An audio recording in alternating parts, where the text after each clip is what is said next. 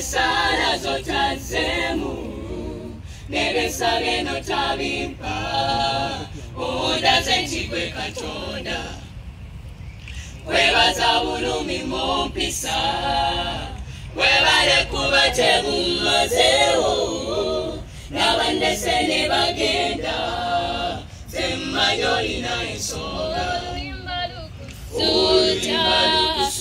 ondazenti gwe Katonda ekitiibwa kikugwana webala mu makubo gogadde zemmanyolina ensonga oluyimba lukusuuta. Isaac Magezi is my name. I'm a writer and the administrator in charge of Stream of Life Choir and Performing Arts. Yogera Luganda. Kozesa Luganda. Bana somera ya class ya 1. Maliriza ngenda nkola music still nenkomawo. So tuna very many albums and these albums zirike nyimba nnungi. We've had talents currently kati Uganda is nyumirwa sawa zino bafulumya music mulungi wabwebeeyo naye omwaka guno gubadde gwanjawulo nnyo nti tufunye kanjite breakthrough ensi yonna actually nga MC olobwayogedde twaca buca ku majangu olaba oluyimba luduka ngero tunakundi olaba views nyingi comments nyingi nosaayo olulala nalo ne lukola bulungi so omwaka guno twagala okukkiriza nti oba oliawo Katonda aba ne pulaani ya buli muntu kalenda so ndowooza guno omwaka yasalawo tugoyinge big okusinga bwe twali tuli so netusalawo kuba tubadde ne nyimba nyingi ezibadde mu bantu kuva ku omubiri ezitambudde nnyo tubadde neyakuwakanira atambudde nnyo bwereere naye yatambula nnyo nerukusuuta so netusalawo tukole concert mainly kwebaza Katonda olw'ebyo byonna byatukole okumalako nno omwaka si kyangu waliwo abantu nga siri nabbi naye kijja kuba kya nnaku nnyo naye ojja kwezuula nti waliwo abayinza n'okuta obulamu ku lunaku olusembayo nga tuyingira 2025 abamu ne babivaamu 2029 2024 so Katonda okutukukusa okututuusa mu mwaka 2024 ate n'atwongerayo n'amalirira okutwongerayo okututuusa mu 2025 kyekimu ku bintu bye tulina ndowooza okwebaliza Katonda feno sho tugikola mainly kwebaza Katonda olwa mwenna byonna byatuyisizaamu ewala waatutuusizza n'emikwano gyatufunidde nkakasa buli omu ayina mukwano ayina kyeyeeyongeddeko ayina n'ekimuvuddeko olwayo okubaawo n'okuba obulungi so ebyo byonna Katonda byakoze olwa gwe okubeerawo olw'okusigala ng'okyaliwo ntera nnyo okunywa story ya covid yajja ekyasobola okujja mu bwongo bw'abantu ennaku 3 nga tokola naye ng'olya kuba omukulembeze teyagala nti temulya ate mwebake temukola ebisigadde byasigala bitambula ebyetaago nga weebiri naye ate ng'okukola tekukola kitekuliiwo okuyita mu period eya covid kyali kyamagero nnyo so twagala twebaze Katonda olw'ebyo ebintu byonna so tuyita mikwano gyaffe buli awo alina omutima buli awulira nti alina Katonda kyamukoledde olwo olunaku tuliweeyo tujje ku Sheraton Gardens 15 December Sunday eyo tubeerewo tunyumirwe wagenda kubeerawo abayimbi bangi mikwano gyaffe tugenda kunyumira mainly show eri kukusiima Katonda n'okusiima byonna byetubiseemu. Okay, abantu basuubira ekirunaku njogereko nti tulina tiimu nene nnyo bingi nnyo ebitannabeerako wabwe bye batannalaba actually waliwo n'abawulira music omukadde nemubuza oluyimba lupya tuna music mungi omulungi tulina emikwano mingi ate mu industry nga bayimbi b'amaanyi mikwano gyaffe kunyumirwa nga batwayogedde buli ajja mainly abasinga bagamba ngenda kujja mbeerewo nyumirwe so tugenda beera ne kakozesa ekigambo tugenda beera n'abantu bangi nga bazze okuva mu sectors ez'enjawulo bannabyanjigiriza abayimbi abawandiisi baproducers buli field gy'omanyi abasawo ba doctors, so tugenda kubeera lunaku lugenda kuba lwa kunyumirwa. Expect the best music, the best choreography, buli kimu sound stage ku lunaku olwo. Alright, Master, bana bamu bayo We usually have auditions mu January, every January Musomero. Abaana abasinga abiwandiisa abasenior one awo wetubalabira. Muzadde n'agamba nzize apply n'agamba njagala omwana wange ajasomera atayimbe. So bajja mainly for the auditions.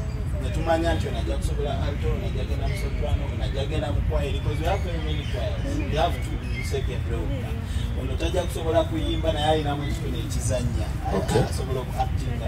So bingi. Okay, next to you, Administrator Mulala. Mr. Magezi, twasomera ku Kennedy Secondary School. Oli old student. Twayimbiramu mu zino kwaya nga tukyasomerayo. So ennyimba eziwandiikiddwa ffe ennyingi n'ezita recordingibwanga.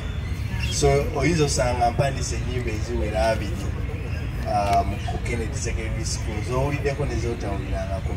So Mr. Magezi wotandika okubbala ennyimba z'awandiise ku Kennedy mpitirivu nnyo obungi. So Kennedy has omukono gwa Katonda ogw'enjawulo nti terina trainer waayo waabwe. Trainer baayo ffenna twasomerawo era ennyimba tuziwandiikiraawo era tutendekeddwa okuwandiikiraawo era ffe abawandiika ennyimba ezo. So Mukama atuwadde omukisa ogwo okubanga continuity weeri. Alright, twogere ku lukusuuta. Nana nakutuula kumpi naye Isaac Magezi. Mr. Isaac, you wrote the hit song. He needs his flowers, man. Yes, he needs his flowers. He needs his flowers for sure. Yes, at the start of the year, we had multiple challenges. Isaac sat down and he's like, "Tukati tuino kola. Tukenda kuddiza muntu yenna, tukenda yomba na muntu yenna. Tukole." Airtel egenda kuwa codes very soon. Egenda releasing codes osobola okunyiga n'ofuna ticket yo Airtel Money. Abaana abatebasobodde Airtel Money tuyina ticketing platform eya 252 code eri star 252 star 4 hash. Awolonda option 3 eya lukusuuta n'ogula as many tickets as you want. Code eri star 252 star 4 hash n'olonda option 3 eya lukusuuta. Oba osobola okugula tickets obungi bonna bweweetaaga.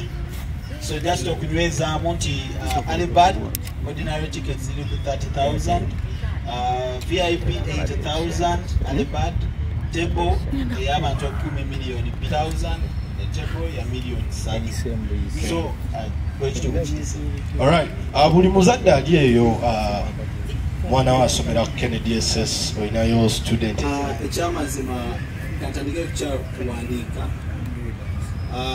Personally ndoza mpandise ku nnyimba nnyingi ez'abayimbi abatali sinasagala kubayita bansi naye abawabweru. I have projects. I have a project with Papa Misa Tsemapula, there's a project with Aronanto, there's a project with Aronix, Masanyala is a collaboration with Nwaji, there's a collaboration with Fele Pastor Bugembe. Honestly, this team pump, I told you honest Charlie studio. So, a joke wandika show tuwandikira abayimbi abalala. Kyoyinza okumbuuza nti tugula ennyimba teri kiyinza kuŋŋaana gula luyimba nga lulungi. Olaba abaana bennyini be baga nti Mr. Magezi njagala njiga okuwandiika n'omuyigiriza n'akola oluyimba ne luba lulungi luba luleete ne mulubalamu awo ssente ne mugakwata ne lugenda ku Kennedy Primary oba ne tulukozesa ku ssomero wennyini. So ekyokugula ennyimba buli areaches out nga kikwatagana ne philosophy yaffe ya music ne performance, definitely tuba tulina okulutwala. Okay, second question.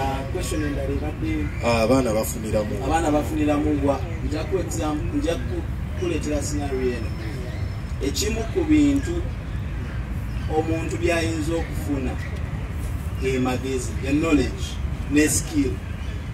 Ng'ovudde ku birala byonna nti bafuna offers bafuna discounts ku school fees, abalala basomera obukwereere, skill gy'afuna ekyokulabirako kankozesa owaffe yenyini Aronix. Aronix skill gye yafuna currently bwomuga nti bw'afuna omukisa okudda mu ssomero okwongera okuyiga addayo n'akukozesa ate n'asasula.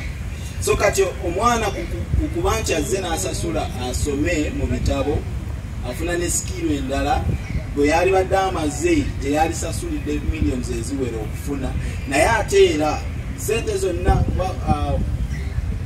basically tubadde tutambulira ku principle y'okuexposinga abaana bano. First of all kibanguyize mu industry abanayagala okugenda mu maaso ne career ya music kibanguyize. So buli sente zonna ze tubadde nga tufuna ng'ogyeko ezibagenderako bo ezisigadde zizze mu kulaba nti bambala otunira kwaya yaffe engeri gyerimu ndowooza it is on rare occasions wogirabidde mu school uniform.